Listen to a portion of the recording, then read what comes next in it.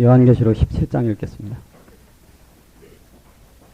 또 7 대접을 가진 7 천사 중에 하나가 와서 내게 말하여 가로되 이리 오라. 많은 물에 앉은 큰 음녀의 받을 심판을 내게 보이리라.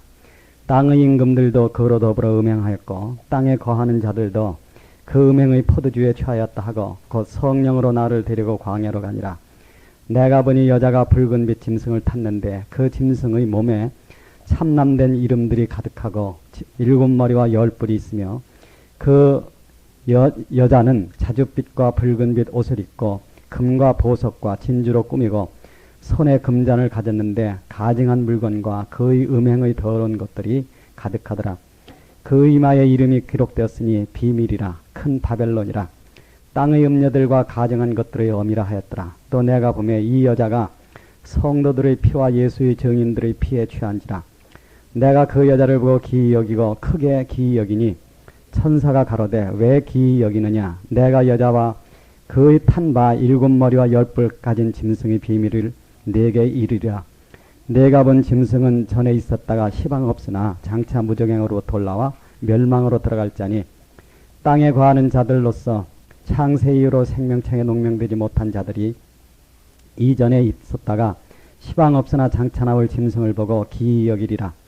지혜 있는 뜻이 여기 있으니 그 7머리는 여자가 앉은 7산이요 또 7왕이라. 5은 망하였고 하나는 있고 다른 이는 아직 이르지 아니하였으나 이르면 반드시 잠깐 동안 계속하리라. 전에 있었다가 시방 없어진 짐승은 8째 왕이니 7 중에 속한 자라. 저가 멸망으로 들어가리라. 네가 보던 10뿔은 10왕이니 아직 나라를 얻지 못하였으나 다만 짐승으로 더불어 임금처럼 권세를 일식 동안 받으리라. 저희가 한 뜻을 가지고 자기 능력과 권세를 짐승에게 주더라. 저가 어린 양으로 더불어 싸우려니와 어린 양은 만주의 주시오 만왕의 왕이시므로 저희를 이기실 터이요 또 그와 함께 있는 자들 곧 부르심을 입고 빼내심을 얻고 진실한 자들은 이기리로다. 또 천사가 내게 말하되 내가 본 바 음녀에 앉은 물은 백성과 무리와 열국과 방언들이니라.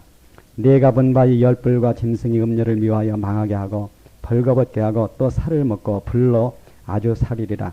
하나님이 자기 뜻대로 할 마음을 저희에게 주사 한 뜻을 이루게 하시고 저희 나라를 그 짐승에게 주게 하시되 하나님 말씀이 응하기까지 하심이니라. 또 내가 본 바 여자는 땅의 임금들을 다스리는 큰 성이라 하더라. 기도하겠습니다. 걸어가신 하나님 아버지, 오늘 이 시간을 주신 것 감사합니다.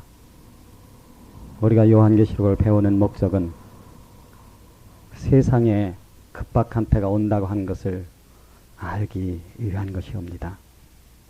준비하는 사람은 복되고 준비하지 못하고 세월이 어떻게 가는지 모르고 사는 사람은 황급한 일을 당할 것을 우려합니다. 이런 말씀을 배움으로써 우리가 더 깨어 있어서 이 세상에 사는 동안에 참으로 준비되고 하나님의 생명을 나타낼 수 있는 그 믿음에 우리 모두가 다 이룰 수 있게 되기를 원합니다. 아버지 그렇게 축복해 주시고 인도하여 주시옵소서. 마치는 시간까지 맡기고 구주 예수 그리스도의 이름으로 기도합니다. 아멘. 요한계시록이 어려운 까닭은요, 성경 자체의 해석이 뒤섞여 있다고 하는 겁니다. 어디서는 나라라고 그러고 어디서는 왕이라고 그러고 어디서는 성이라고 그런다는 거예요. 그러니까 한참 읽다 보면 이게 성을 얘기하는 건지 나라를 얘기하는 건지 왕을 얘기하는 건지 혼동이 생긴다고 하는 거죠.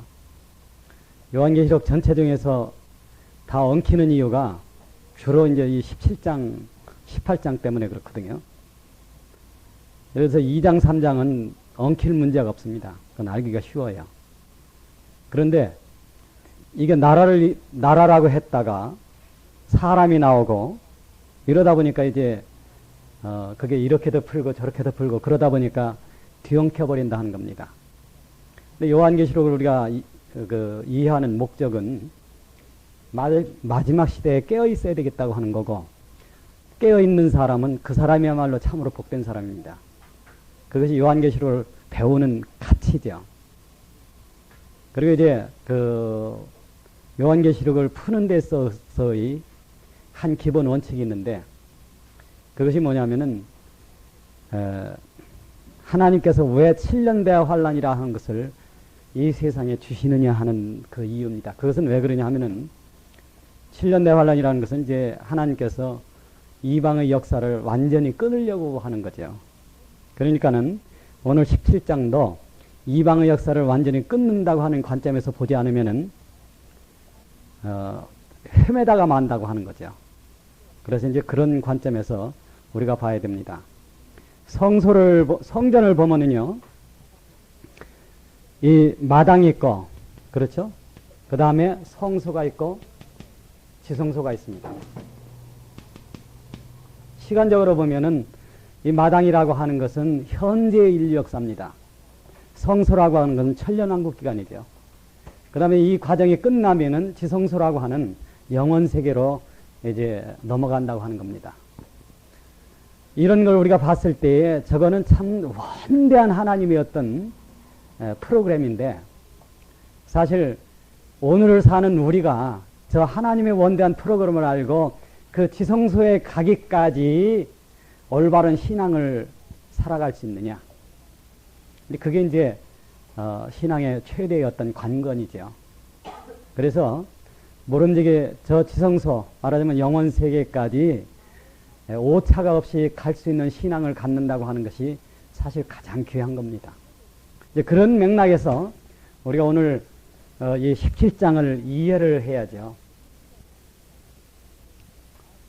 여기 이제 17장은 바벨론은 두 가지 형태입니다. 한 바벨론이면서 두 가지 성격을 띠고 있는데 17장은 음녀로서의 바벨론을 얘기한다는 겁니다. 음녀의 바벨론이라는 것은 종교적 바벨론이죠. 그 다음에 18장은 세속적인 바벨론. 세속적인 바벨론이라는 것은 정치 권력과 세상의 부, 말하자면 상업이죠. 이것이 대표하는 바벨론이라고 하는 겁니다. 그래서 이제 오늘은 그 종교 형태로서의 바벨론, 여기에 대해서 이제 우리가 배우고 이런 걸 배우는 것은 아까도 말씀을 드렸지만은 이걸 배움으로써 우리 삶의 지표를 확실히 정해야 된다고 하는 거예요. 이제 그런 의미에서 오늘 이걸 한번 생각을 해보도록 하겠습니다. 또 7 대접을 가진 천사 중 하나가 와서 내게 말하여 가로되 이리 오라. 많은 물에 앉은 큰 음녀의 받을 심판을 내게 보이리라. 여기 7 대접이라고 하는 것은 이제 앞장에서 이미 7 대접이 다 쏟아졌습니다. 그리고 끝에 무엇이 있느냐 하면은 이 바벨론은 하나님이 특별히 벌하신다고 하는 얘기가 이제 앞장에 나와 있죠. 그리고서 나오는 것이 뭐냐면 두 바벨론에 대한 얘기라고 하는 겁니다. 두 바벨론이라는 것은 아까도 얘기했지만은 한 바벨론이 두 양상을 띠고 있는 거죠. 하나는 종교 체계로서의 바벨론, 하나는 세상 정치와 그 세속성, 말하자면 세상의 부로서의 바벨론을 얘기한다고 하는 겁니다. 그런데 자, 7 대접을 쏟는 얘기를 하고서 그 천사 중에 하나가 이제 이 특별히 사도 요한에게 뭘 보여주느냐 하면은 바벨론의 멸망에 대해서 보여준다고 하는 겁니다. 그래서 이제 많은 물이 앉은 큰 음녀의 받을 심판을 내게 보이리라. 근데 이 성경이 읽다 보면 어려운 까닭이 여기 많은 물이라는 게 15절에 가면은 나라와 백성과 무리와 열국과 방언이다. 이렇게 해석이 되어 있습니다. 그러면은 세상 열국이 앉은 음녀 이렇게 하면은 쉬울 텐데 왜 여기는 물 위에 앉느냐 하는 거예요. 왜 물이라고 하는 단어를 썼느냐 하는 겁니다. 또 뒤에 가보면은 7 산이 나옵니다. 왜 하필 다른 단어도 있는데 산이라고 하는 단어를 써가지고 요한계시록을 해석하는 사람들이 머리를 그렇게 지끈지끈하게 만드느냐 하는 거예요. 이제 우리가 성경이 이렇게 쓰지 않으면 안 되는 어떤 이유, 그런 것도 좀 우리가 좀 생각을 해봐야 됩니다. 여기 뭐냐면 큰 음녀의 받을 심판을 내게 보이리라.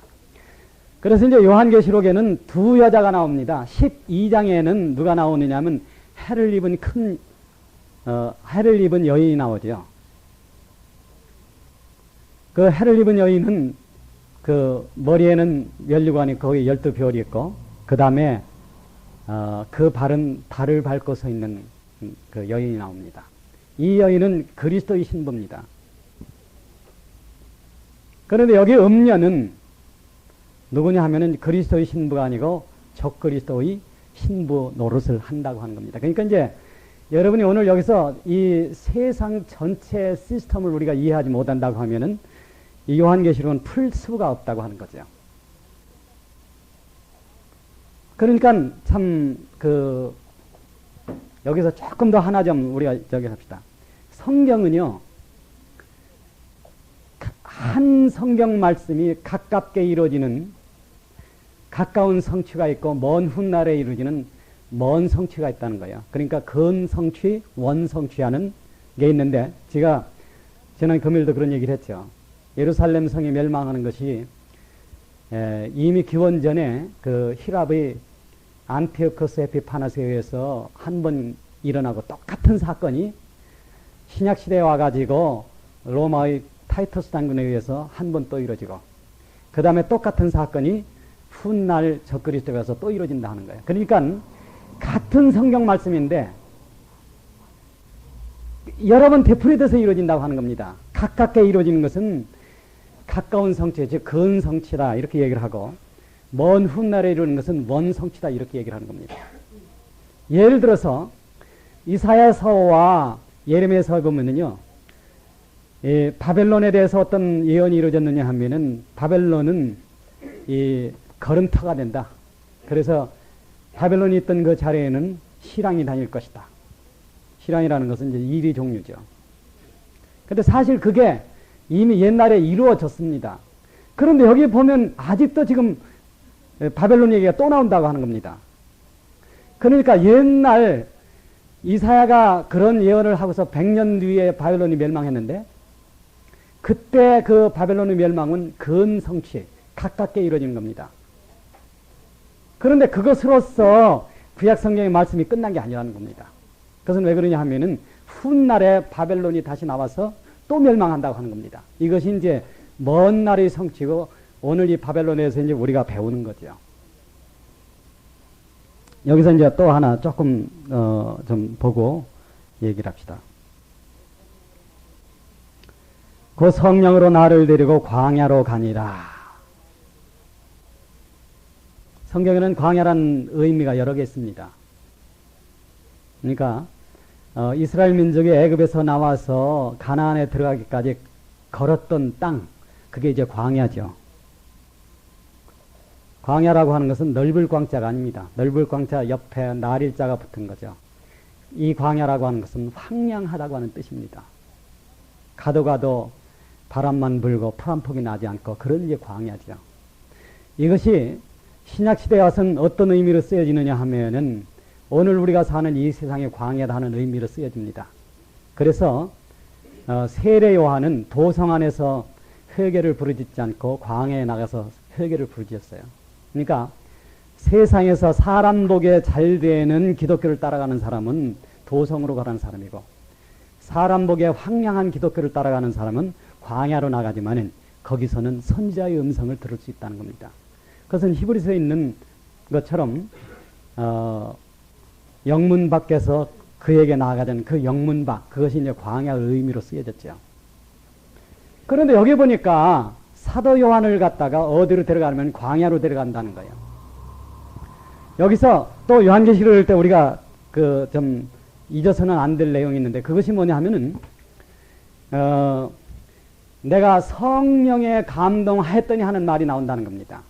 성령에 감동하였다는 말이 나오는 구절은 뭘 얘기하느냐 하면은 시간과 공간을 초월해서 다른 곳으로 간다는 거예요. 즉 다른 시간 다른 공간으로 간다는 뜻입니다. 그러니까는 성령에 감동하면은요, 내가 지금 성령에 감동해서 과거로 갈 수 있어요. 과거라고 하는 것은 시간과 공간이 전혀 다르죠. 이것은 하나님 이외에는 누구도 할 수 없는 일입니다. 시간과 공간을 초월해서 과거의 어떤 시점으로 돌아가거나 미래의 어떤 시점으로 돌아가는 거죠. 그러니까 세상에 한 번도 이루어지지 않았는데 그 미래를 갈 수 있다는 거예요. 뭐에 의해서? 성령에 의해서. 그것이 이제 여기 보면은 성령에 감동하였더니 하는 그런 의미입니다. 근데 여기서도 지금 여기 보면은요, 곧 성령으로 나를 데리고, 이 말은 내가 성령에 감동하였더니 성령의 능력에 의해서, 이런 뜻이죠. 나를 어디로 데려가느냐면 광야로 데려간다는 겁니다. 그럼 이 광야는 무엇일까? 요한계시록을 배운 사람들이 여러 사람이 골치를 썩였습니다. 이 광야가 어딜까? 그거는 이제 이스라엘 광야냐? 이스라엘 광야에서 사탄은 예수님에게 뭘 보여줬느냐면 천하만국을 보여줬습니다. 그렇죠? 그런데 오늘 이 얘기 보면 요한계시록 전체가 그렇지만은 이 얘기는 뭐냐면 천하만국이 망하는 과정입니다.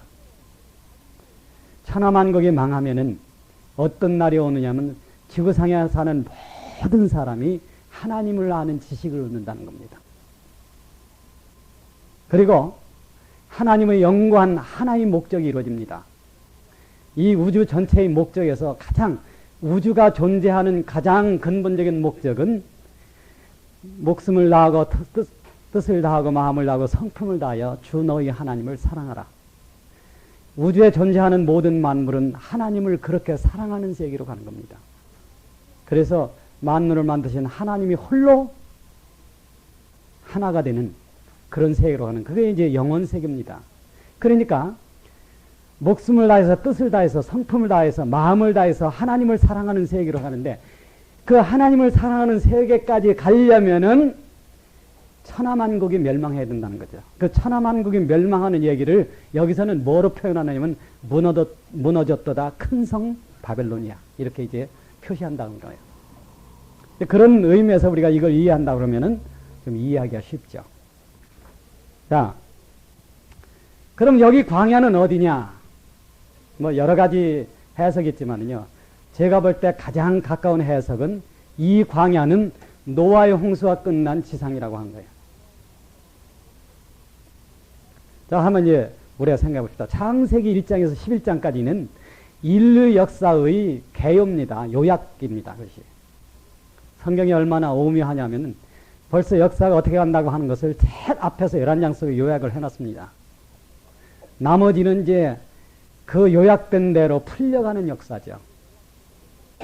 그런데 자, 인간이 그 노아의 홍수라고 하는 어떤 물로서 멸망하는 과정을 거치고 거기서 이제 뭐가 나오느냐면 새로운 인류 역사가 시작됩니다. 그런데 그 새로운 인류 역사가 시작될 때에 가장 그 비참한 길을 밟았는데, 그것이 뭐냐면은 인류 역사, 새로운 인류 역사의 최초의 도시가 뭐냐면 오늘 여기서 망하는 바벨론이라는 겁니다. 그러니까 여기 자, 성경 제일 끝에 있는 책에 무너졌다 큰 성 바벨론이야 하는 것은 이게 기원이 어디서부터냐면 최초의 바벨론에서부터 나온다고 하는 거예요.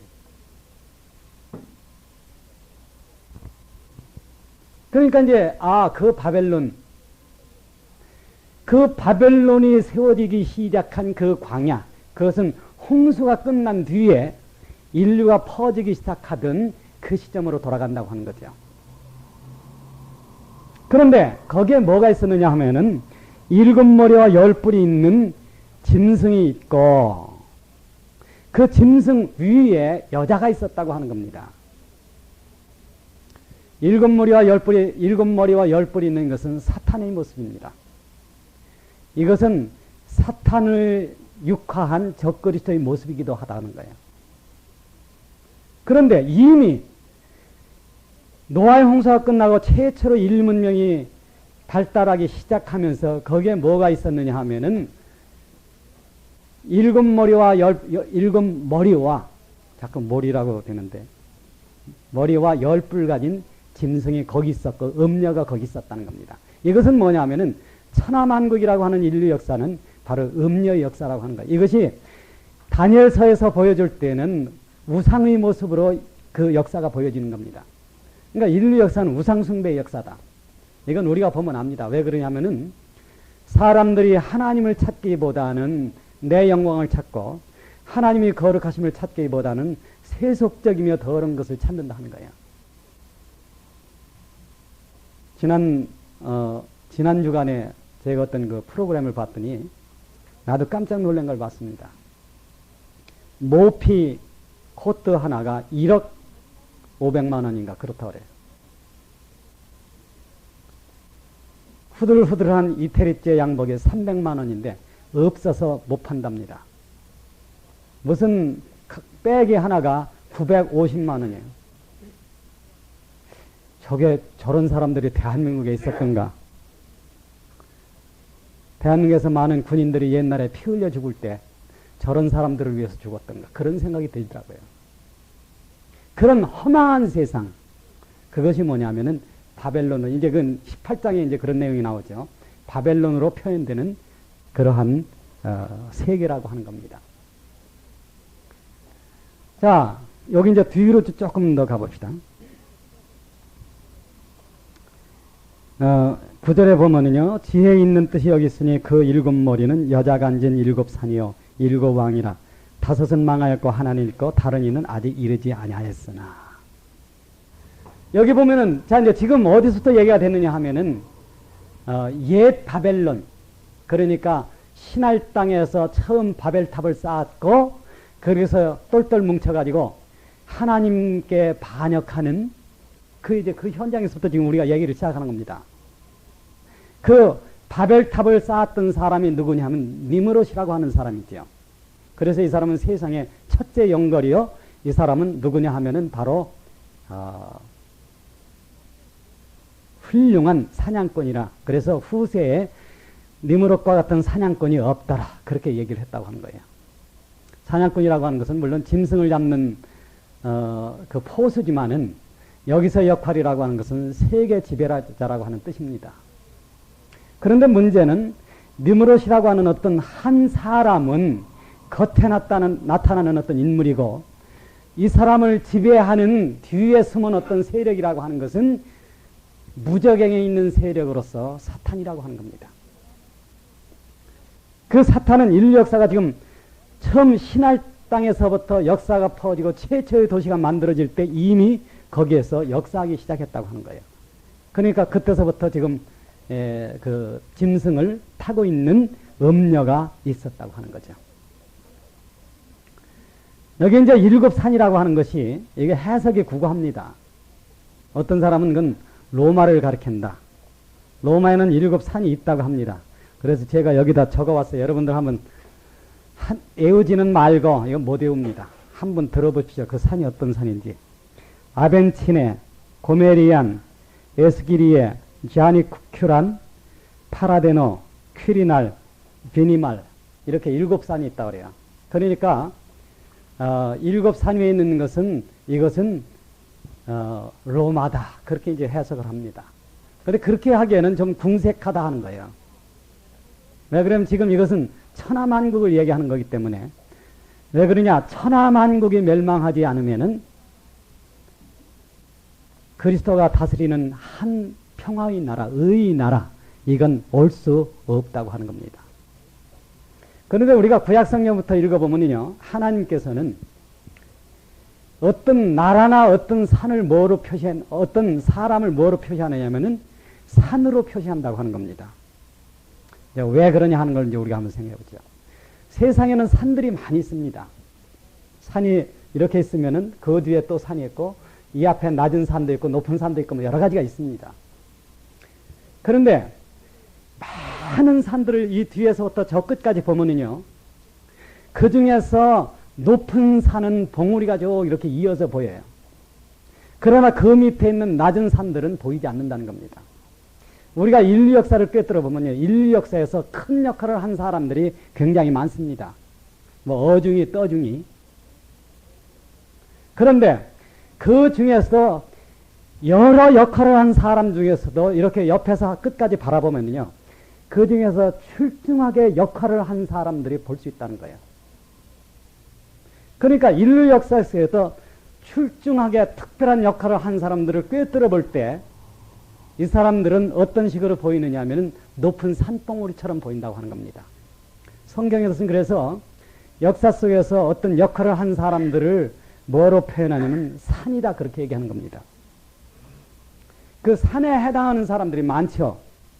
물론 뭐 여기 있는 여러분이나 나나 이거는 정말 쪼무레기 중에서도 상쪼무레기라 여기에 들어갈 문제는 아닙니다. 그런데 역사를 보면은요, 어떤 하나님의 뜻에 반해서 어떤 역할을 한 사람들을 꿰뚫어 볼 수 있는 높은 산들이 있다고 하는 거예요. 그 높은 산들 위에 누가 있었느냐면 음녀가 앉아 있었다는 겁니다. 그 높은 산들이 성경에 세일 때는 7이다 그런 의미입니다. 자, 그럼 이건 뭘 기준해서 세느냐? 그럼 이제 우리가 하나님께 한번 질문할 문제가 있습니다. 우리나라 세종대왕은 높은 산에 들어갑니까? 안 들어갑니까? 여러분 어떻게 생각합니까? 지금도 우리나라에서 동방왕 하면 나다 하고 나서는 사람들이 있어요. 우리나라에. 그렇지 않습니까? 그런데 그건 안 들어가, 우리나라는 안 들어간다는 겁니다.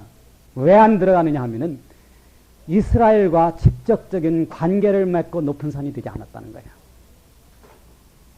여러분이 요한계시록 알겠지만은 아까도 얘기하는 12장에 해를 입은 큰 여인, 물론 이것은 이스라엘입니다. 근데 이것을 의미를 확대하면은요, 이스라엘이 포함되어 있는 우주적인 교회가 된다는 거예요. 우리는 지금은 이제 그런 얘기를 안 합니다. 그러나 이미 우리는 이스라엘을 배웠기 때문에 그것으로 그 해석은 충분합니다. 이걸 우주적인 교회까지 확대 해석 안 해도 됩니다. 우리 입장에서는.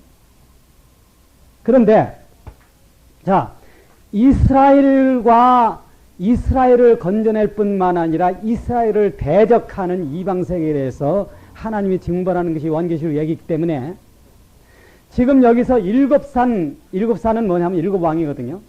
7왕은 곧 7나라입니다. 그러니까 7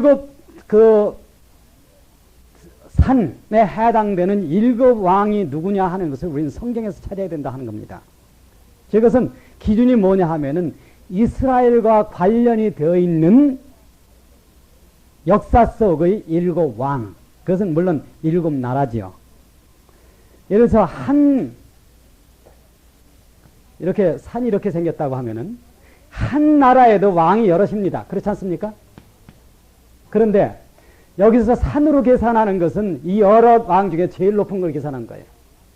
이런 것이 이스라엘을 괴롭히거나 이스라엘 운명에 직결되어 있는 역사 속의 나라에 7이 있었다는 겁니다. 그런데 그것이 이제 역사 속에서 시간상으로 거쳐 있는 7나라 위에 누가 있느냐 하면 음녀가 앉아 있다는 거예요. 그러니까 지금 여기서 얘기하는 음녀라고 하는 것은 적어도 역사 속에서 있었던 어떤 거고 현재 공간적으로 존재하는 어떤 거다. 그렇게 이제 우리가 봐야 됩니다. 요한계시록이 이거 맞추기가 어려워서 풀기가 어려운 겁니다. 예를 제가 한번 들어보죠. 우리가 이제 지난번에 13장 배울 때는요, 제가 이런 식으로 얘기하지 않았어요.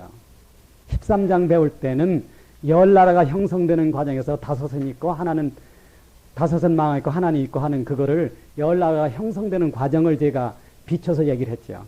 왜 그러냐면은 같은 성령이 여러 가지로 이루어진다는 겁니다. 그래서 저는 그때 그렇게 조명을 해본 거예요. 13장에는 어떤 것이 나오느냐 하면은, 자, 다니엘서 7장에 보면은 사자가 나옵니다. 이 사자는 바벨론입니다. 그 다음에 곰이 나오고, 이 곰은 누구냐면 페르시아죠. 메데파사라고 하는 나라요. 그 다음에 표범이 나오는데 이 표범은 그리스입니다. 그런데 우리가 계시록 13장에 가면, 이건 다니엘서 7장이 그렇고 계시록 13장에 가면은 나라들이, 그러니까 후세 한 짐승이 나오는데, 이거는 역사 속에서 4나라지만은 계시록에 가면은 이 역사 속의 4나라가 한 짐승으로 나옵니다. 즉 10나라가 하나로 되어 있는 나라로 나온다는 거예요. 그 10나라가 하나로 된 나라로 나올 때는 역사 속에 있는 이 4나라의 특성을 다 가지고 나온다는 거예요. 그래서 이제 계시록 13장에 보면은 표범이 나오고 곰이 나오고 사자가 나옵니다. 그런데 표범과 곰과 사자라고 하는 것이 오늘날 한 공간 안에서 복합체가 되어 있는 이 나라는 이 나라와는 이름이 다르다는 거예요. 여기 지금 사자라고 하는 거는요, 오늘날 이 세계에서는 누가 뭐래도 이것은 영국을 가리킵니다. 이 사자는 독수리 날개가 가졌다. 그렇게 돼 있어요. 독수리 날개는 이거는, 그럼 이 세상에서 독수리는 누구냐? 누가 뭐래도 현재의 세계에서 독수리는 미국입니다. 그러면 역사 속에 바벨론으로 표시되는 이 사자가 어떻게 해서 오늘날 복합색 그 왕국 체계에 와서는 이렇게 다른 걸로 나오느냐 하는 거예요. 그렇기 때문에 요한계시록에서 나오는 이 나라들은 궁극적으로 이것은 천하만국을 다 포함하는 나라가 된다는 겁니다. 그래서 그것이 끊어져야만 하나님의 나라가 임하지요. 곰은 누구냐? 곰은 북방 세력입니다. 바로. 이제 사자는 서방 세력입니다. 그럼 여기 표범은 뭐냐? 이건 동방 세력이에요. 그러니까 부활하는 로마 제국 열나라를 얘기하지만은 이 성경은 이 열나라 속에다 천하만국을 포함하고 있는 거예요. 그리고 이것을 끊겠다고 하는 겁니다. 그래서 성경에는 눈에 뭐가 나오느냐면 무너졌도다 큰 성 바벨론이에요. 이것이 나오는 겁니다.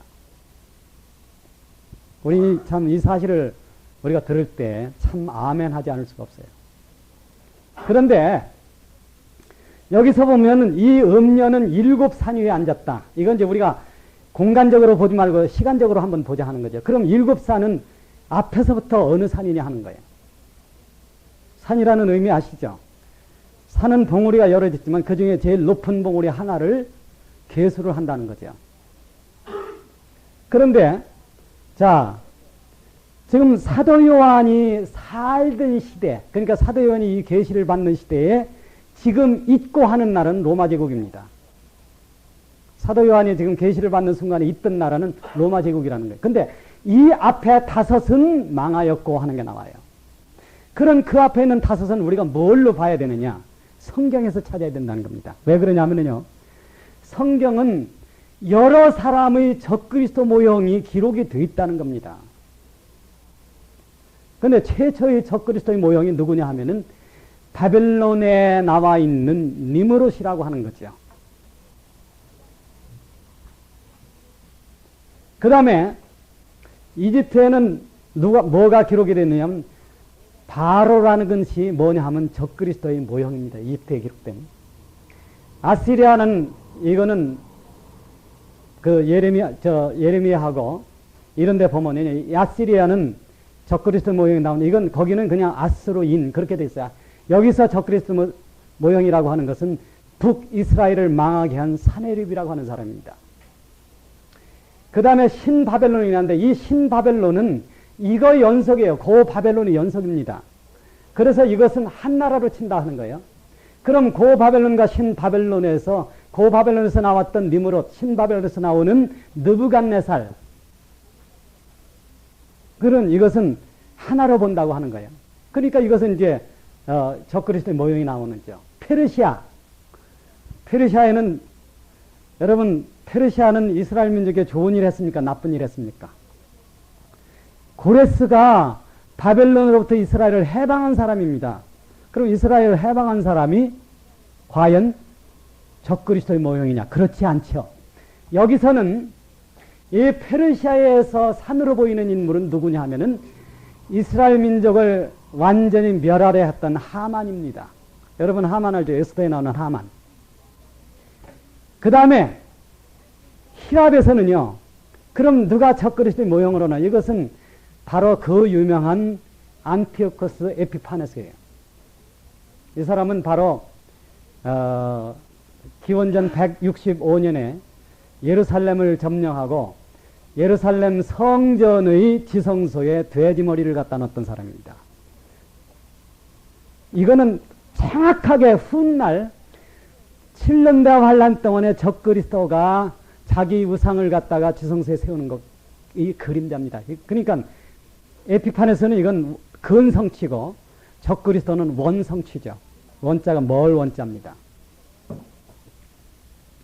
로마에는 이건 얘기할 것 없습니다. 이건 이 당시에 있었던 바로 타이터스라고 하는 사람이 예루살렘을 불지르고 예루살렘 성전을 헐어버린 사람이기 때문에 이런 인물들이 다 있다고 하는 거죠. 그런데 그것이 우리가 세보면은 자 이제 로마는 시방 있고 5은 망하여 가기 때문에 시방 있는 나라는 로마인데 앞에 망한 5 나라는 이집트, 아시리아, 바벨론, 페르시아, 그리스 5 나라라고 하는 거예요. 이것은 적그리스도의 모형의 성경에 다 기록되어 있고 성경에 이스라엘을 괴롭히고 말살을 했던 것으로 기록된 나라들입니다. 이것이 역사를 비춰보면은 큰 산봉우리로 보인다는 겁니다. 아하, 저 멀리 있는 이 산봉우리, 그러니까 저 뒤에 있는 산, 이것은 바로 바벨론이구나. 그 앞에 있는 산은 아시리아구나. 그 앞에 있는 산은 페르시아구나. 그렇게 볼 수 있다고 하는 거죠.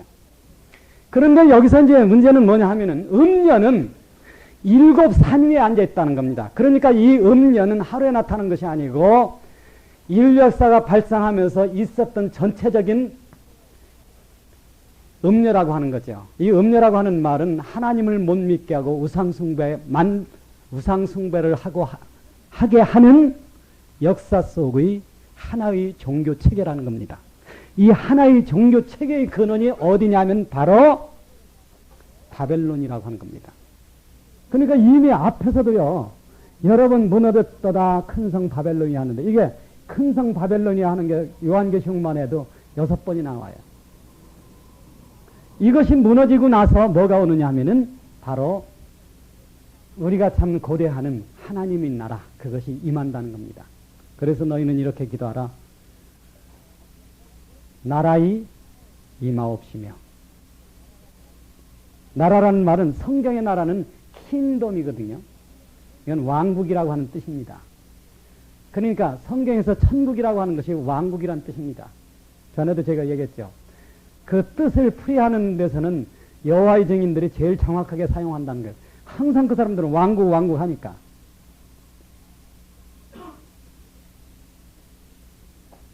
그래서 이제 어떤 사람이 영생은 은혜로 얻고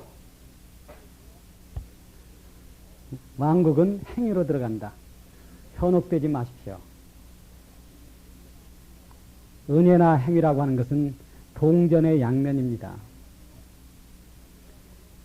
행위가 없는 믿음은 헛것이고 믿음이 없는 행위는 헛것입니다. 그러니까 이 두 가지가 하나로 조화가 돼야 그게 구원이 되는 건데, 그런 식으로 나눠서 해석하면은 안 된다고 하는 거죠. 자, 그럼 이 음녀는 과연 누구냐? 음녀라고 하는 것이 현재 가장 많은 사람들이 해석하는 이 음녀가 누구냐면 로마 카톨릭이다. 그렇게 얘기를 합니다. 그럼 이제 과연 그러냐? 우리가 이제 이걸 한번 생각을 해봐야죠. 자, 아까도 얘기했지만은 하나님의 전체적인 우주의 목적, 하나님이 우주를 지으시면서 세우신 한 목적은 마음과 뜻과 정성과 성품을 다하여 주 너희 하나님을 사랑하는 겁니다. 그런데 이 역사 속에서 주 너희 하나님을 그렇게 사랑한 분이 딱 한 분 있어요. 누굽니까? 예수 그리스도입니다. 그래서 우주의 존재 목적과 일치하는 하나의 생명, 즉 하나님을 내 목숨을 다해서 사랑하는 그 길, 그것을 예수 그리스도가 보여줬기 때문에 예수 그리스도는 영원한 구원의 근원이 되셨다는 겁니다. 그러니까 구원이라는 것이 뭐냐면은 내가 하나님을 사랑한 것처럼 너희도 하나님을 사랑하면 영원히 산다. 그런 의미입니다. 구원이 뭐예요? 예수님처럼 순종하면 영원히 산다는 거예요. 예수님이 뭘 가지고 순종했습니까? 목숨을 다해서. 그래서 십자가에 죽는 데까지 예수님께서는 아버지를 사랑한 거예요.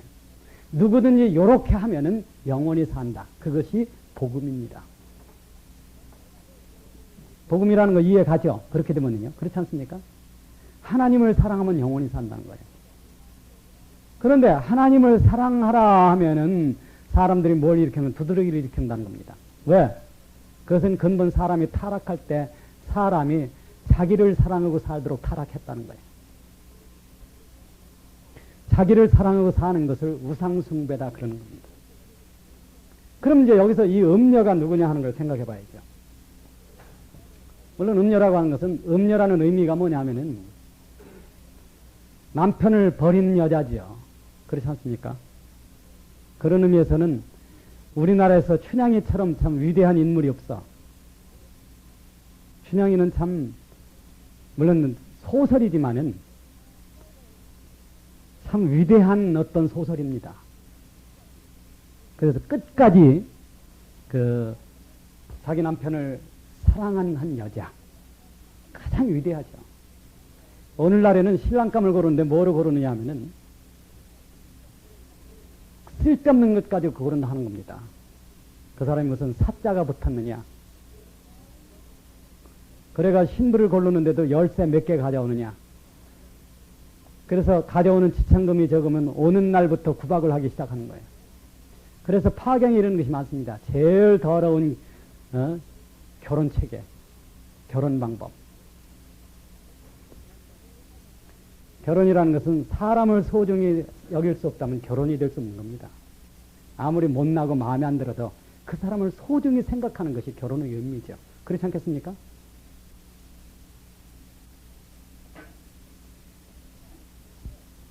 자, 그런데 지금 바벨론에서 지금 근원하는 이 음녀의 모습이라는 것, 이것은 뭐냐 하면은 여기 지금 이제 여기 보면은요. 자, 이 공간 속에 한 나라가 있는데 이 공간 속에 한 나라는 과거 시간 속에 있었던 나라들의 특성을 포함하는 연합체라고 하는 겁니다. 지금 여기 음녀도요. 이 공간 속에 한 거대한 체계가 있어요. 그런데 이 체계는 바로 일곱 산에 올라 앉아 있는 음녀라는 겁니다. 그 말은 역사 속에서 이 일곱 산 위를 거쳐서 앉아 있는 바로 그 음녀라고 하는 거죠. 이 말은 뭐냐 하면은, 물론 우리가 대표적으로 이 음녀가 누구냐 하면은 그것은 기독교입니다. 바로. 여러분 참 우리가 두려워할 일은 기독교가 그 짓을 한다고 하는 거예요. 그런데 음녀 노릇하는 기독교는 뭐냐 하면은 지금 바벨탑을 쌓는 때서부터 사탄이 세상에 이 전염시킨 모든 불신앙의 요소들을 다 가지고 있다는 겁니다. 이 불신앙의 요소를 가지고 있는 것을 뭐냐면 일곱 산 위에 앉아있는 음녀다. 그렇게 얘기하는 거예요. 이것은 바로 역사 속에서 그 일곱 산 위에 앉은 과정을 통해서 음녀가 됐다고 하는 거죠. 그러니까 한마디로 음녀라고 하는 거는요, 이 세상에서 하나님을 배제시킨 종교체계다.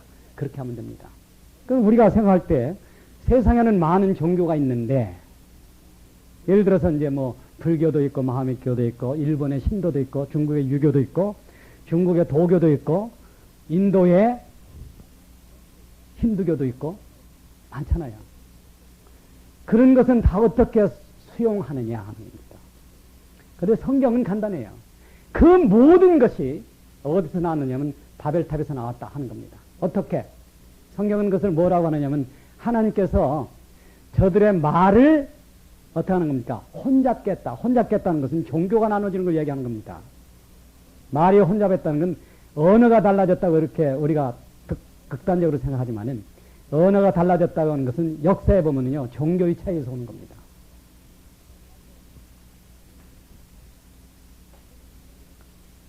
예를 하나 이제 우리가 들어보죠. 그 인도 유럽 언어를 나눌 때는요, 이 C를 갖다가 K로 발음하느냐 S로 발음하느냐 하는 것 가지고 나옵니다. 그러면 이 언어가 달라진 것을 보면 중간에 어떤 요소들이 다 있어요. 그런데 성경은 이것을 뭐라고 얘기하느냐 하면은 신앙의 차이다, 종교의 차이다 이렇게 얘기한다는 겁니다. 그래서 언어가 혼잡게 됨으로 말미암아 인류가 다 흩어졌다. 인류가 흩어지면서 인류 속에는 바벨론에서 근거로 한 여러 가지 종교가 나오게 됐다. 그런 의미입니다. 그러니까 오늘날 우리가 봤을 때는 불교가 따로 있고 힌두교가 따로 있지만은 성경이 얘기하는 것은 그것은 바벨에서 남아있는 분파다 하는 거예요. 그런데 실제 이제 오늘 여기서 우리가 배우는 이 음료 속에 들어있는 이방 사상이라는 것이 뭐냐? 대개 세상에는 모든 종교는 여기 지금 서 있는 요 6가지 중에 하나를 포함하고 있습니다. 그리고 이 6가지라는 것은 하나로 뭉쳐서 오늘날 어떤 기독교 교파가 대표하는, 오늘 음료를 대표하는 이 기독교 교파 속에 다 들어있다는 거예요, 이것이. 그러니까 하나님께서는 이 음료를 멸한다고, 멸함과 동시에 세상의 모든 불신의 체계를 다 끊어버리는 겁니다. 그러고 나서 뭐가 오느냐 하면은 온 세상에 살아남은 사람들에게 하나님을 아는 지식이 충만해지는 겁니다.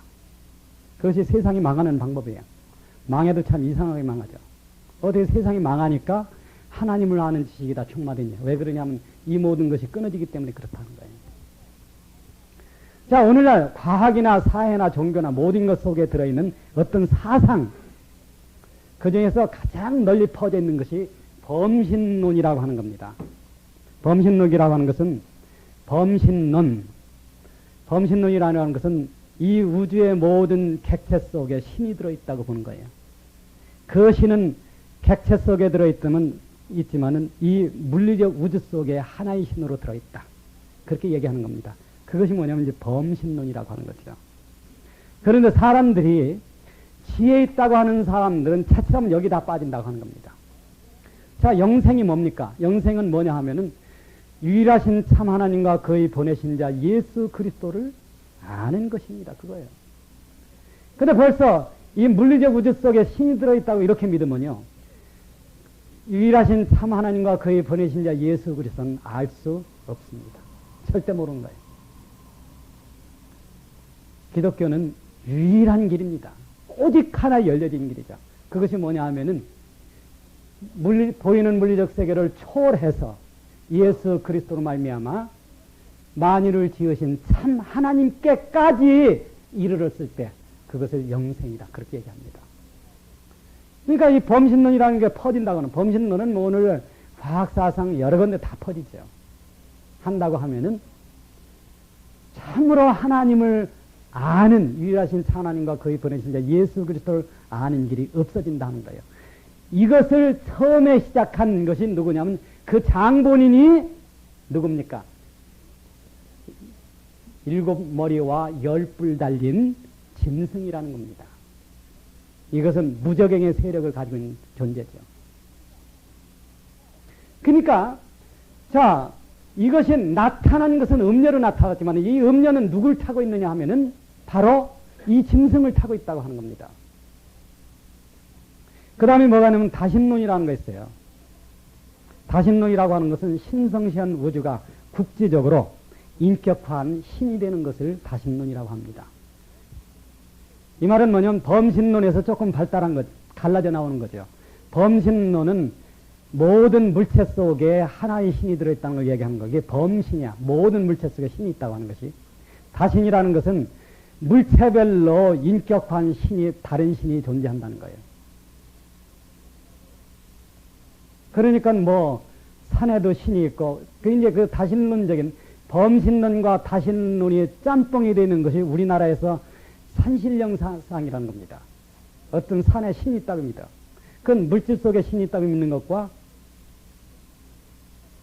산신령, 그러니까 산마다 신이 다르다고 하는 것과 복합이 된 거죠.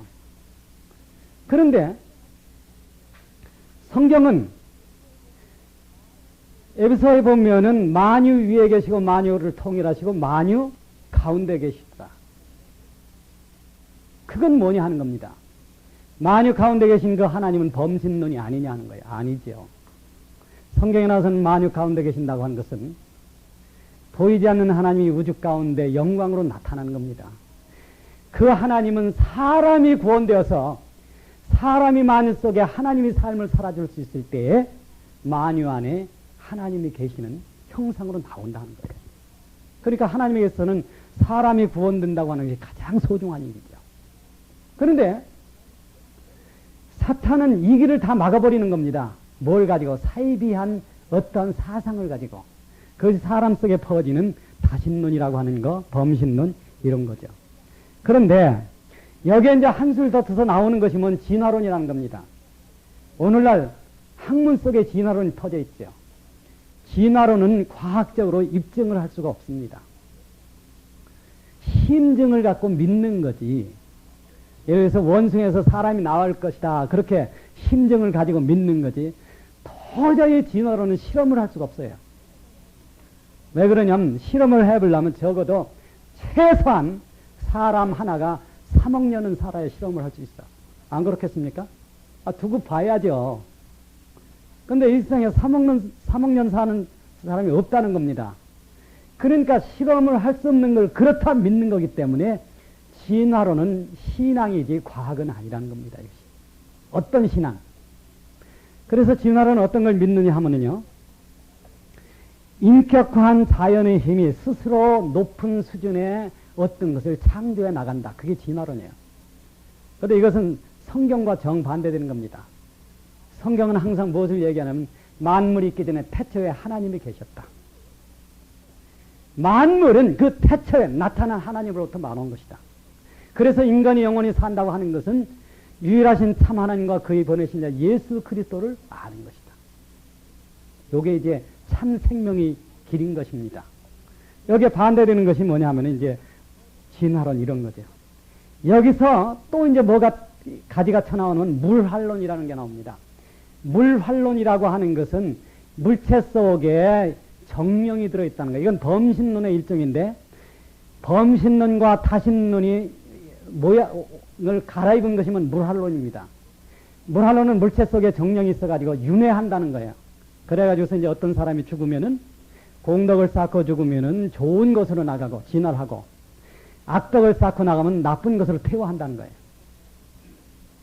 그래서 어떤 사람이 어떤 개를 실컷 때려줬는데 나중에 알고 보니까 그 개가 할아버지더라 그겁니다. 그게 이제 윤회사상이라는 거죠.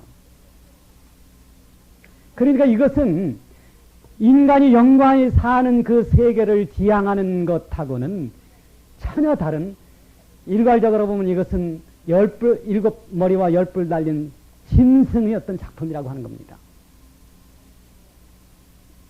그 다음에 또 뭐가 있느냐 하면은 이제 점성술이라는 게 나오죠. 제가 이런 얘기를 왜 하느냐 하면요. 기독교를 믿는 사람들 자칫 잘못하면요. 다른 영에 잡혀가요.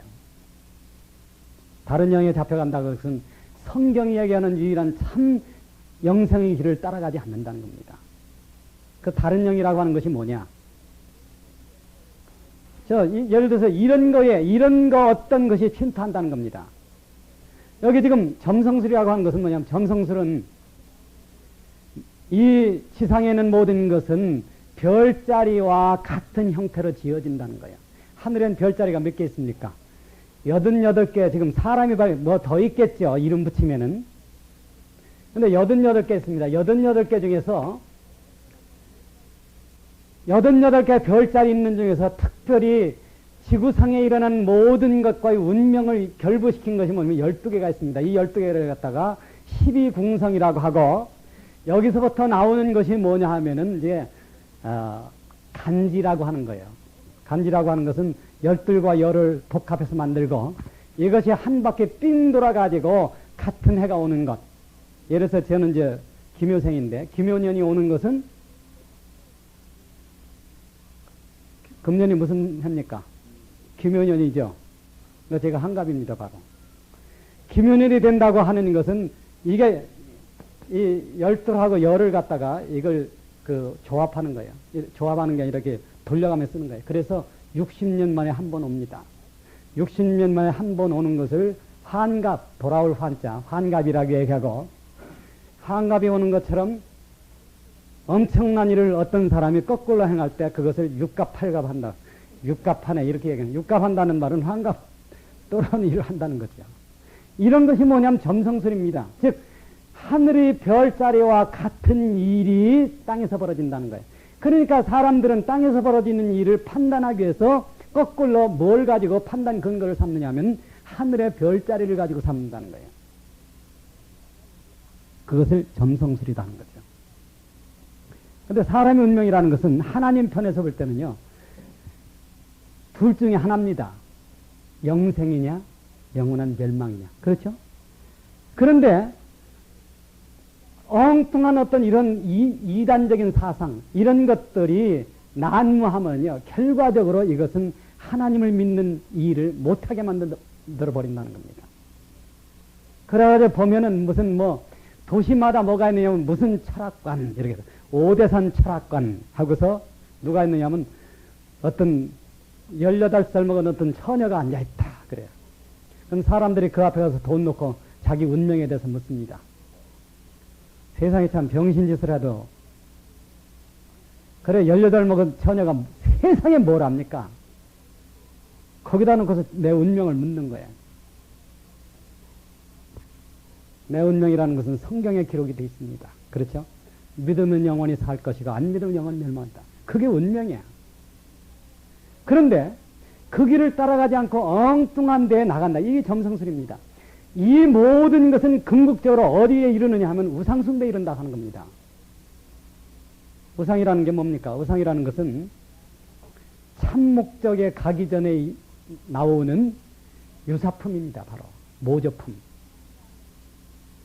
참 하나님을 아는 것이 영생인데 가짜 하나님을 그 하나님과 나 사이에 만들어 놓는 거죠. 그래서 그걸 믿게 함으로써 내가 참 하나님을 못 믿게 만드는 거예요. 자, 이러한 모든 것들이 어디에 들어있느냐 하면은 여기 지금 오늘 음녀라고 하는 것 속에 다 들어있다고 하는 거예요. 이것을 대표하는 음녀는 물론 기독교입니다. 기독교 어떤 파죠. 그래서 이제 여기 오늘 보면은요, 이 음녀는 어떤 음녀나 하면요, 5절 봅시다. 그 이마에, 그 4절부터 7머리와 10뿔 있으며 그 여자는 자줏빛과 붉은빛 옷을 입고 금과 보석과 진주로 꾸미고 손에 금잔을 가졌는데 가증한 물건과 그 음행의 더러운 것들이 가득하더라. 그 이마에 이름이 기록됐으니 비밀이라 큰 바벨론이다. 땅의 음녀들과 가증한 것들의 범이라. 여기 지금 가증한 것들의 엄이라 하는 음녀는 근본은 신할 땅에 있었던 바벨론이라고 하는 겁니다. 그런데 그것은 이제 역사 속에 있었던 과정이고 마지막 때에 공간적으로 이 모든 복합체를 가지고 나타나는 것은 기독교 일파라고 하는 거예요. 그 기독교 일파 속에는 저런 사상이 다 들어있다는 겁니다. 그런데 여기서 보면은요, 무슨 옷을 입었느냐 하면은 자줏빛 옷을 입었다는 겁니다. 여러분 한번 봅시다. 여러분 예수님에 대한 영화 볼 때 예수님이 붉은 옷을 입는 광경 보셨죠? 붉은 옷이라고 하는 것은 로마 병정들이 놀려주기 위해서 예수님 앞에 입힌 옷입니다. 왜 그러면 붉은 옷, 그 자줏빛 옷은 황제를 의미하는 거기 때문에. 그러니까 예수님 놀려주는 어떻게 하면 너는 유대인의 왕이다. 그러니까 한번 입어봐라 그거예요. 그래서 입힌 것이 자줏빛 옷이죠. 여기서 자줏빛이라고 하는 것은 영광을 의미합니다. 그리고 그 손에는 뭘 가지고 있는 금잔을 가지고 있어요. 금잔이라는 것은 금잔을 가지고 있는데 그 금잔 속에는 온갖 더러운 것이 다 있다 하는 거예요. 온갖 더러운 것이 올 얘기하는 겁니다. 금잔이라는 것은 겉으로 보기에 경건하고 도덕적인 것처럼 보이는 거예요. 그런데 실제 그 안에는 온갖 더러운 것이 다 있다는 겁니다. 예레미야 44장에 보면은 뭐가 나오냐면 하늘 여신이 나와요. 하늘 여신. 하늘 여신이라는 것은 누구냐? 왜 하늘 여신이라는 것이 역사 속에 등장하게 되느냐? 옛날 니므롯에게는 사미라미스라고 하는 아내가 있었습니다. 근데 그 사미라미스에서부터 여신의 사상이 퍼져나온 겁니다. 그래가지고 그것이 문화나 이제 언어의 혼잡에 따라서 문화와 종교가 바뀌면서 여러 가지 형태의 여신의 모양으로 나오는 거예요. 여러분 부활절을 갖다 영어로는 에스터 그렇게 얘기합니다. 그렇죠? 이스터 이렇게.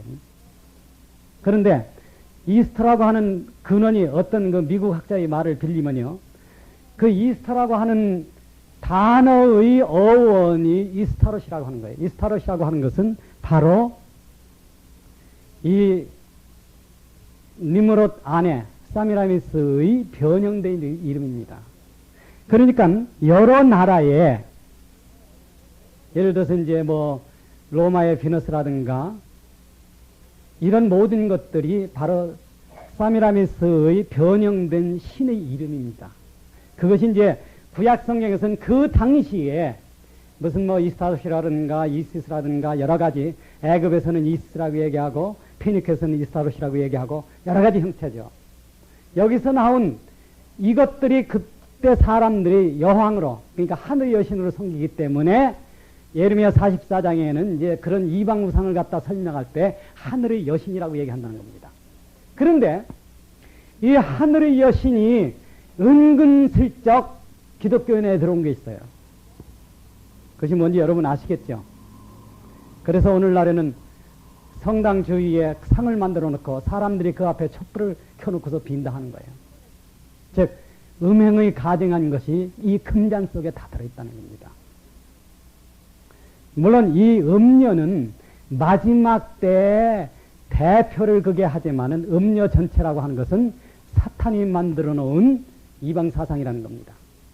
그건 바벨론에서부터 시작해서 7산을 타고 내려온 이방 사상이고, 이것은 후에 어디를 침투했느냐 하면 기독교에 침투해서 오늘날 온갖 가증한 것을 다 드러낸다는 거예요. 그러니까 음녀가 멸망한다고 하는 것은 기독교의 어떤 교파가 만 멸망하는 것을 의미하지 않습니다. 이것은 근원에서부터 끝까지 전체의 뿌리를 뽑는다는 겁니다.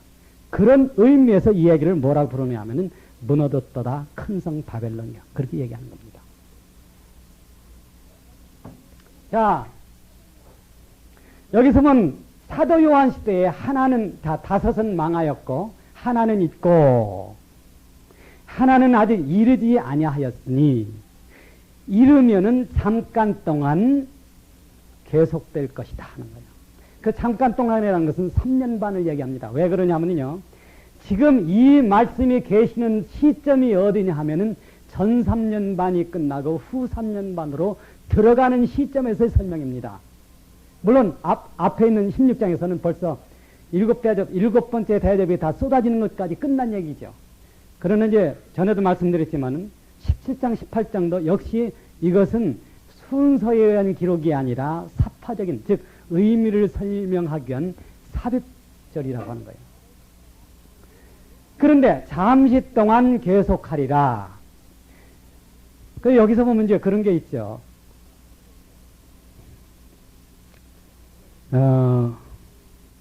구절 있죠. 지혜 있는 뜻이 여기 있으니 그 7머리는 여자가 앉은 7산이요. 또 7왕이라 다섯은 망하였고 하나는 있고 다른 이는 아직 이르지 아니하였으나 이르면 반드시 잠깐 동안, 즉 3년 반 동안 계속하리라. 전에 있었다가 시방 없어진 짐승은 8번째 왕이니 7 중에 속한 자라. 자, 지금 요거는 시방이 있고 로마는 시방이 있고 사도 요한 때 시방이 있고 지금도 로마 제국이 있습니다. 로마 제국은 절대 멸망하지 않았습니다. 로마 제국이라는 게 역사 연표를 보면요, 로마 제국은 동로마 제국과 서로마 제국으로 나눠지고 서로마 제국이 서기 400년경에 망한 데서 신성 로마 제국이 나왔습니다. 신성 로마 제국에서 뭐가 나왔느냐 하면은 바로 히틀러의 제3제국까지 나오는 거예요.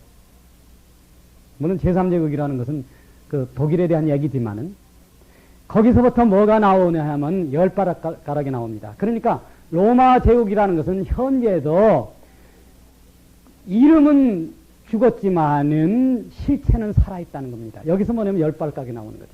그런데 이것은 시방 있고 여기서부터 한 나라가 또 나오는데 이것이 장차 나오는 나라죠. 이것이 이제 계속 13장에 나오는 한 짐승입니다. 즉 10나라가 하나가 되는 거죠. 그래서 우리는 13장을 배울 때는요, 10나라가 어떻게 구성되느냐 하는 것을 제가 이걸 가지고 풀어본 적이 있어요. 그런데 자, 이 10왕국에서 누가 나오느냐 하면은 장차 한 왕이 일어나는 겁니다. 그러면 이제 우리가 한번 생각해 보죠. 자, 환란이 시작할 때 적그리스도가 나왔습니다.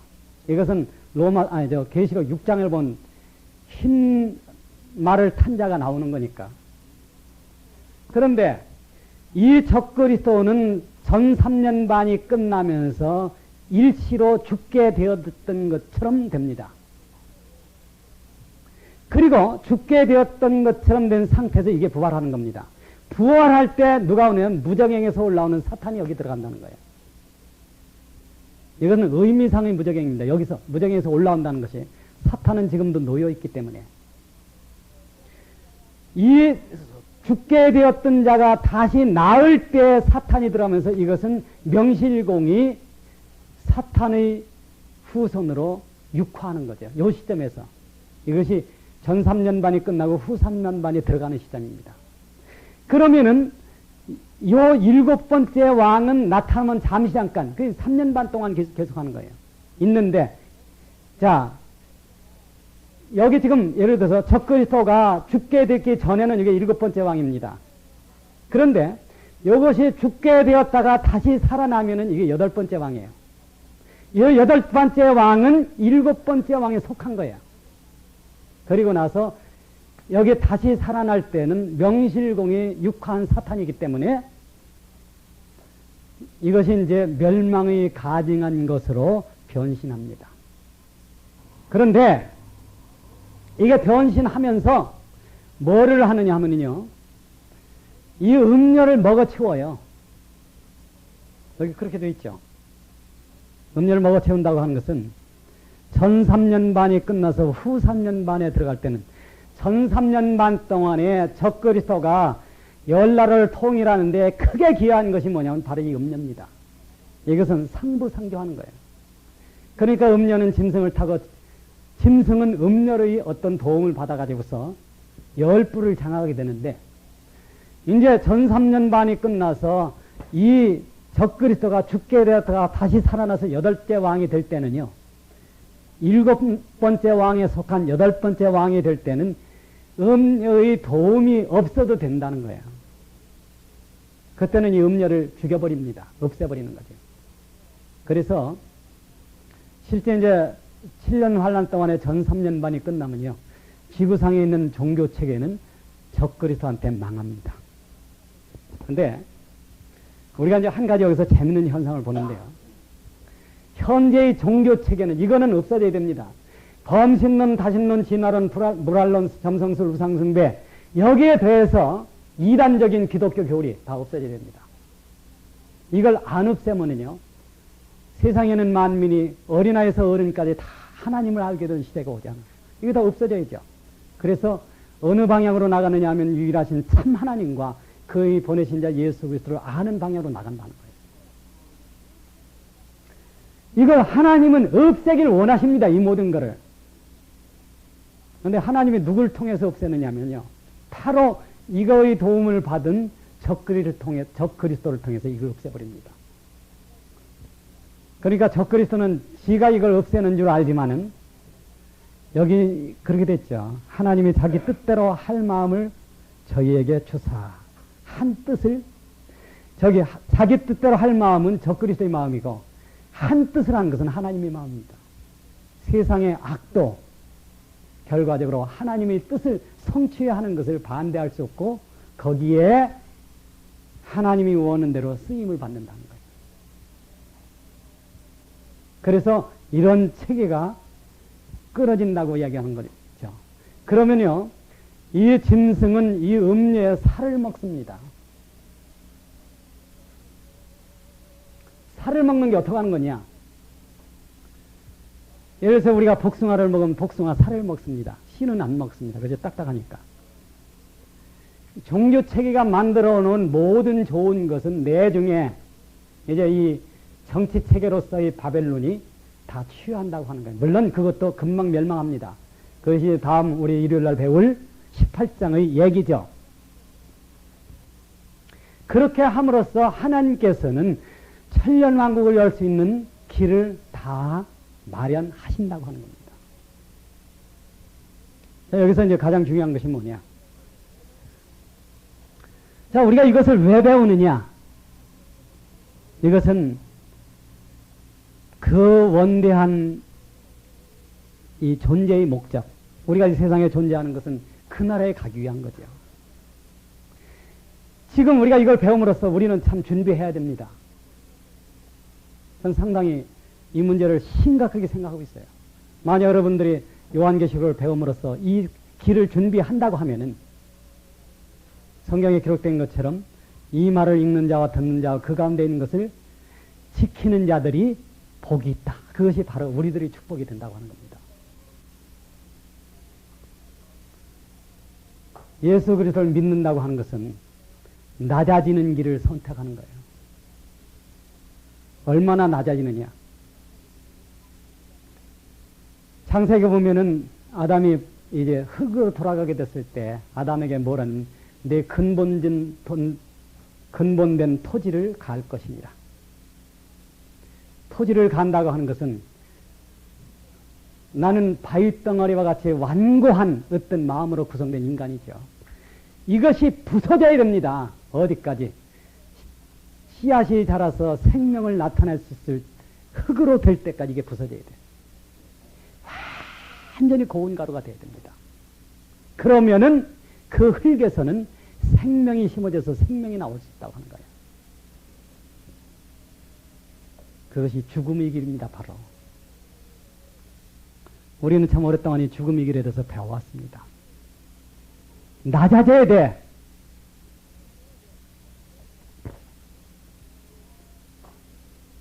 제가 지난 금요일날 그 얘기를 했습니다. 옛날에 제가 제 어느 집회 테이프를 갖다가 제 아는 사람한테 같이 어려서 교회 다니는 분한테 붙였더니 속으로 그런 생각을 했어요. 저 사람이 이거 듣고 참 좋아하겠지. 저는 그렇게 기대를 했습니다. 한 보름 있다 전화를 통화를 했는데 당신 누구 허락 듣고 붙였느냐고요. 이게 무슨 의미냐 그겁니다. 제가 아주 개망신을 당했어요. 그때 제가 뭘 깨달았냐 하면은 내가 뭘 깨달았다고 남에게 선전하지 말라는 거예요. 남에게 100마디의 좋은 성경을 가리키는 것보다 내가 그리스도의 겸손 하나를 배우는 것이 생명입니다. 낮아져야 돼. 언제까지? 내 안에서 하나님이 생명이 나올 때까지 낮아지고 기다려줘야 합니다. 그렇게 부서진 사람들은 어느 날 하나님이 불러갈 것입니다. 내가 모여 살기를 원하는 것이 그것 때문에 그런 거예요. 이제는 모여 살면서 거기서 낮아져야 된다는 겁니다. 다섯 집이 살면서 그 다섯 집 낮아져 가지고 거기서 참으로 부서지는 그 사람 속에서 하나님이 나올 수 있다고 하면은 여러분 기대하십시오. 새하늘과 새 땅에 갈 뿐만 아니라 새 예루살렘 성에 갈 것입니다. 우리가 이 성경을 배우는 게 그거죠. 우리가 뭐 조금 성경을 알았다고 그것 가지고 남을 판단하고 뭐 한다고 하면은 그건 아직도 모르는 거예요. 우리는 이 낮아지는 길을 걸어야 됩니다. 저는 그때 참 개망신을 당하고 나서 내가 아무리 좋은 걸 알아도 그것을 내 편에서 남에게 얘기해서는 안 된다는 겁니다. 하나님이 쓰실 때까지 기다려야 돼. 생명은 성경을 얼마나 아는 데 있지 않고 내가 얼마나 그리스도를 배웠느냐 거기에 있습니다. 우리가 인생을 살면서 그리스도를 배우지 못한다면 그 인생이라는 건 아무것도 아닌 거죠. 더군다나 지금은 이제 세상에 어둠이 오고 있습니다. 어떤 사람이 그런 얘기를 하더래요. 밤이 깊을수록 새벽은 빨리 온다. 어둠이 온다고 하면은 새벽별이 뜨는 때는 곧 올 거라고 하는 겁니다. 얼마 남지 않은 이 시기에 우리가 참 부서질 수 있는 길은 없는가? 내 자존심, 알량한 아는 체 하는 거, 이런 거 다 부서지고 정말 낮아져서 고운 가루가 돼버린 이 죽음 안에서 하나님이 살아나오는 존귀한 신앙은 없는가? 그걸 찾아야죠.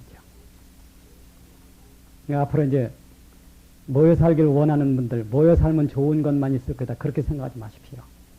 부딪혀서 내가 깨어지는 일도 많을 거라는 겁니다. 그래서 어떻게든지 부서져야 돼. 사람 신앙은요, 그 사람 말하는 거 들으면 압니다. 저 사람이 얼마나 신앙을 가지고 있는지. 성경을 얼마나 알든지 간에 그 사람 말하는 거 보면은 신앙이 아직 멀었는지, 그래도 어느 정도 갔는지 그걸 알 수 있다는 거예요. 여러분, 자, 오늘 이 말씀을 우리가 봤을 때에 이제 천하만국, 음녀로서 이 천하만국은 멸망한다는 겁니다.